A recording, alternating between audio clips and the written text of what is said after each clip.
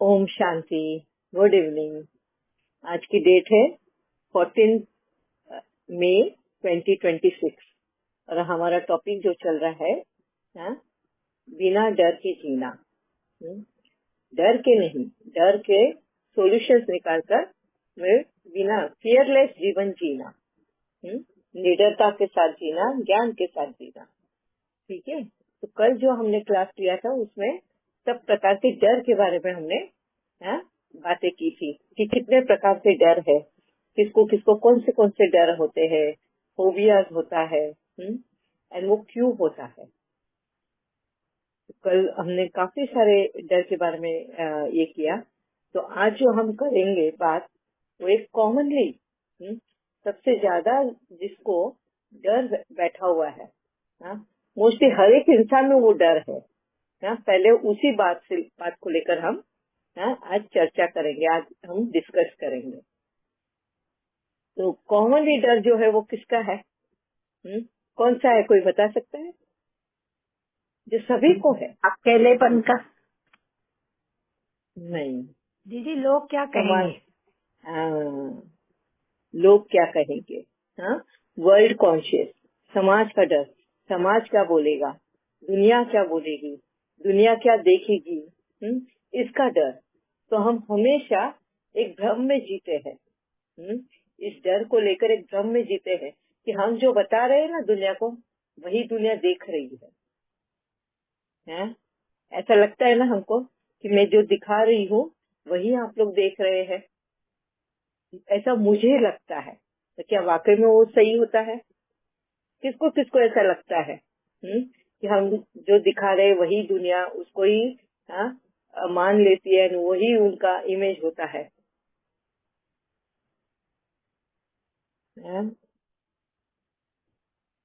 है किसी को कुछ ऐसा? दीदी ऐसे हर बार नहीं होता, लेकिन कभी कभी आता है। हाँ, कि मतलब हम सोचते हैं कि हमने ये अंडरस्टैंड कर लिया, तो वो मतलब मैंने उसे समझ लिया और वो भी मुझे उतना ही समझेगा, या तो कहूँ कि मैंने ये बताया उसको तो मेरी नजरों से समझेगा, जो मैंने एक्सपीरियंस किया है वो। नहीं, समाज इंडिविजुअल नहीं, समाज या दुनिया। हम दुनिया को, जैसे अभी हम ब्रह्म कुमारी में जाते हैं, भाई हम सवेरे 4 बजे उठ के योग करते हैं, इतने अर्ली मॉर्निंग हम करते हैं, हमने ना ये त्याग किया है। तो हम दुनिया को ये दिखाते कि हम देखो कितने सही रास्ते पे चल रहे हैं, है ना। ये हम दिखा रहे हैं और दुनिया को भी लगता है कि हाँ ये तो बहुत है, पर क्या वाकई में वैसा है? ये बातें समाज को जो हम दिखा रहे हैं, क्या हम वैसे ही है? क्या समाज में हमको लगता है कि समाज ने को हमने जो दिखाया समाज भी उसके ऊपर भरोसा कर रही है? इंडिविजुअल की बात नहीं है यहाँ पे, हमें जो समाज का डर है ना उसके बारे में बात कर रही हूँ मैं। एक एग्जाम्पल दिया मैंने अपने ब्रह्म कुमारी को लेकर, ऐसे बाहर और भी एग्जाम्पल्स है कि पैसे का ये हम कितने पैसे वाले हैं दिखाते रहते हैं हम समाज में, है। मगर कभी अगर हमारी हालत खस्ता हो जाती है, मतलब फाइनेंशियली सेटबैक आ जाता है, तो भी हम खोखलापन छिपा कर ये दिखा रहे होते हैं कि हम अभी तक बहुत अच्छे खासे माली हालत में है ना। ये जो है समाज का डर, हम जिसको दिखावा कर बोलते हैं, समाज के डर की वजह से जो हम एक्शन करते हैं वो है दिखावा करना। इस डर के बारे में मैं बात कर रही हूँ। जैसे फॉर एग्जाम्पल हमें स्कूल, बच्चों को ही ले लो, स्कूल के बच्चे जो जा रहे हैं, ठीक है, उसे एग्जाम के वक्त में पढ़ाई अच्छी नहीं करी, एग्जाम भी मार्क्स कुछ अच्छे आए नहीं है, ठीक है। अभी घर में आके तो उससे बोला अच्छे मार्क्स नहीं आए, मगर माँ को शर्म आती है अपने बच्चे की कि इतने कम मार्क्स लेकर आया। तो अभी अगर आस पड़ोस वाले रिश्तेदार ये सब पूछेंगे कितने मार्क्स आए, नहीं मेरा बेटा तो बहुत होशियार है, बहुत अच्छे नंबर में वो पास होता है हमेशा, बहुत अच्छे नंबर लेकर आता है। क्यों? क्योंकि कंपैरिजन होगा उसके बेटे का, भाई माँ के घर में बैठ के करती क्या है, बच्चे को नहीं पढ़ा पाई, इस तरह की बातें ना सुननी पड़े तो माँ वहाँ पर झूठ बोलती है। समाज का डर, समाज क्या बोलेगा, तो अच्छा ऐसे है तुम्हारा बेटा, वैसा है, तो ये सुनने की ताकत जब हमारे में नहीं होती ना, तो वो डर, वो खौफ पैदा होता है।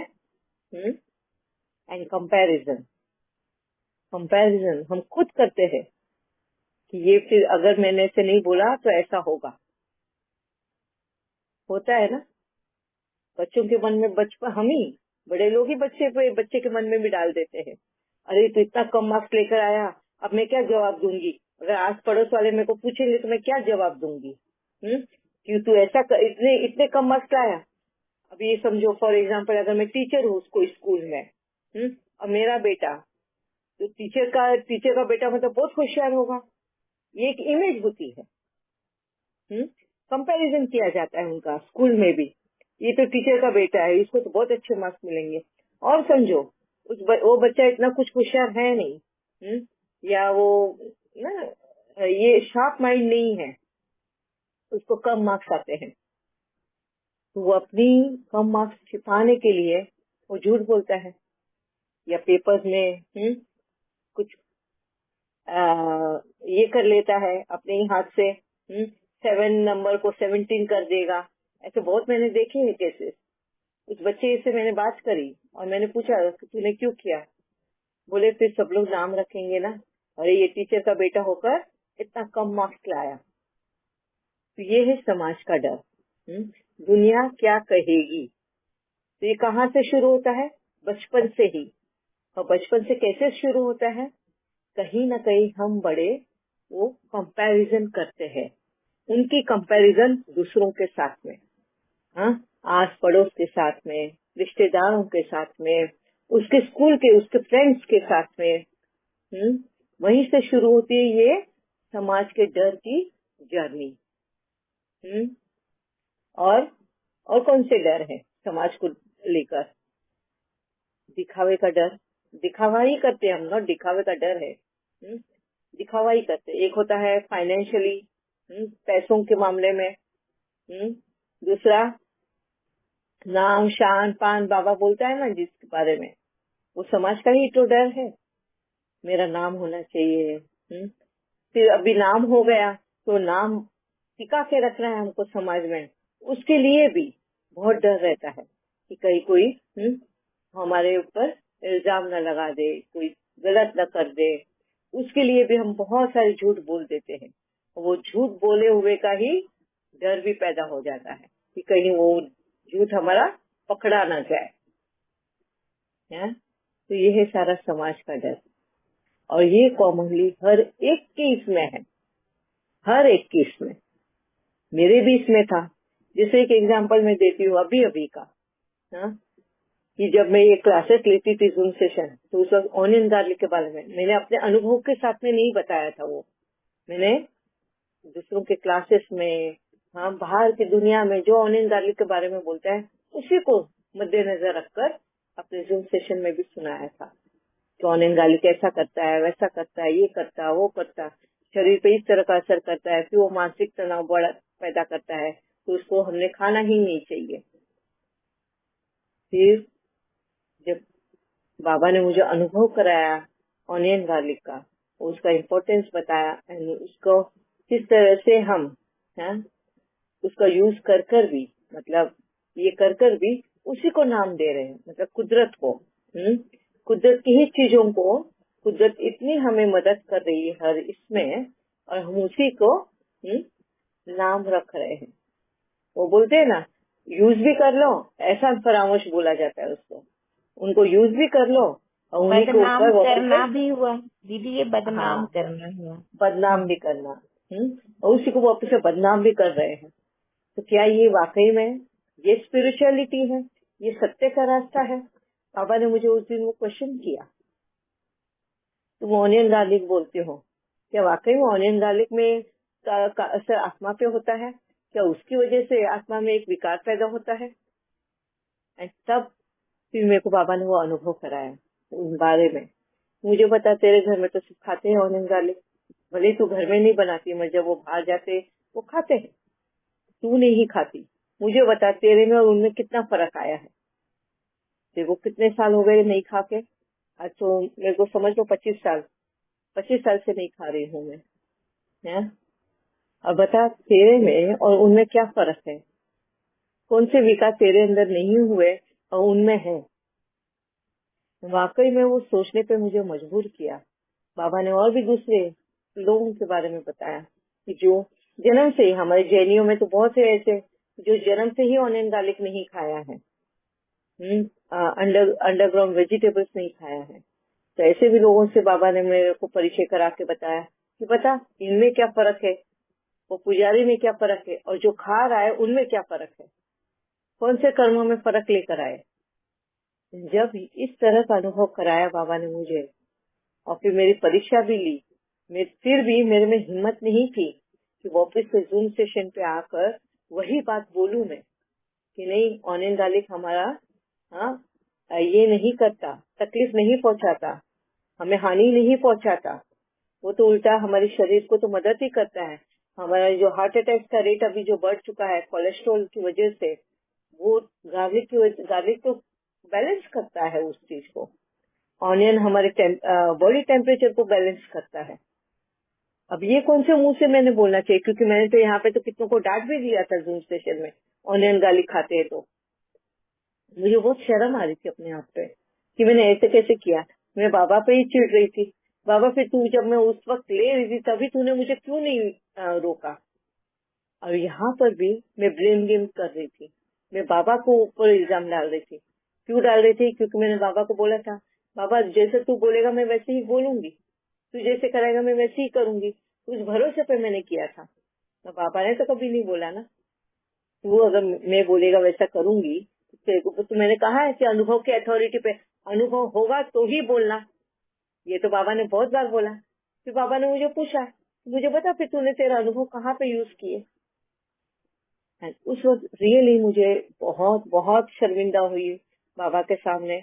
बहुत मुझे ना ऐसे लग रहा था कि कहाँ मैं कैसे क्या बाबा के आंखों में आंखें डाल के बैठू और पूछू उनको या जवाब दूं। मैं तो बहुत अपने आप को समझ रही थी कि मैं बहुत लायक बच्ची हूँ बाबा की। बहुत मैं बाबा की राइट हैंड बच्ची हूँ, बाबा जैसा कहता है वैसा ही मैं करती हूँ। उस वक्त मुझे महसूस हुआ कि नहीं, जैसा बाबा बोलता है वैसा ही मैं नहीं करती। हाँ, ये एक दो जगह पे और है ऐसा जहाँ पे मैंने अनुभव के साथ में नहीं और क्लासेस सुन के या इनकी उनकी बातें सुनकर उनको मैंने ऐसा सोचा कि ये वही चीज होती है। उसके बाद मैंने कान पकड़े कि मैं ऐसा कभी नहीं करूंगी, जब तक उस चीज का अनुभव नहीं किया है तब तक वो बातें मैं नहीं बताऊंगी। एंड तभी मेरे को महसूस हुआ कि बाबा क्यों बोलता है अनुभव की अथॉरिटी रखो, अनुभव के ऊपर ज्ञान समझाओ। क्योंकि अनुभव होने के बाद में जब वो ज्ञान समझाते हैं ना तो उसमें इस तरह की हालत नहीं होती जैसे मेरी वहां पे हुई। ठीक कैसे तो भी करके मैंने अपनी हिम्मत जुटाई एंड फिर एक दिन क्लास में मैंने ये स्टार्ट किया बोलना ऑनियन गार्लिक के ऊपर कि तुम लोग खा सकते हो।